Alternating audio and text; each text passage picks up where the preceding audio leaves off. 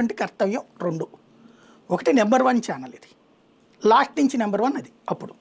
ఎందుకంటే ఒకప్పుడు Gemini, ETV రెండింటి మధ్యలో కాంపిటీషన్లో సక్సెస్ఫుల్గా ఉన్నాం మేము న్యూస్ ఛానల్లో, న్యూస్ టైంలో. 24 అవర్స్ న్యూస్ ఛానల్స్ పెట్టాక జెమినీ న్యూస్ కిందకి మార్చారు దాన్ని. ఆ తేజ టీవీని జెమినీ న్యూస్ కిందకి మార్చి ఉట్టి న్యూస్ ఛానల్గా పెట్టారు. కానీ అది ఆశించిన ఇది ఆ ఊపు మిస్ అయిందనమాట. అంటే బ్రేకింగ్లు, ఫోన్ ఇన్లు, లైవ్లు ఇట్లాంటి లేకపోవడం, జస్ట్ పాత పద్ధతిలో మనం వార్తలు చదివేసి బులెటిన్ ఎట్లా చేస్తామో హాఫ్ అన్ అవర్ అట్లాగే వెళ్తా వచ్చిందనమాట అది.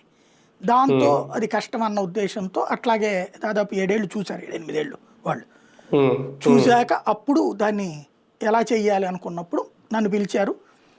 ఏంటంటే నేను కొన్ని సొల్యూషన్స్ చెప్పాక, లేదు మీరు చేస్తారా, మీరు చూడాలంటే నాకు అప్పుడు TV9లో ప్రశాంతంగా ఉన్నాం, ప్లస్ నెంబర్ 1 ఛానల్లో టాప్ 5లో ఉన్నాం అప్పుడు మనం బ్యూరోస్ పరంగా చూసుకున్నప్పుడు కూడా. అట్లాంటప్పుడు ఎందుకండి అంటే శాలరీ ఒకటి లెక్క చూపెట్టారు.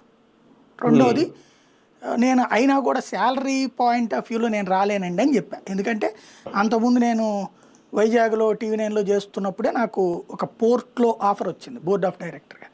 అప్పుడు నాకు 60,000 శాలరీ అప్పుడే ఇచ్చాను. 15,000 జీతం వస్తున్నప్పుడు 60,000 ఆఫర్ ఉంది అప్పుడు.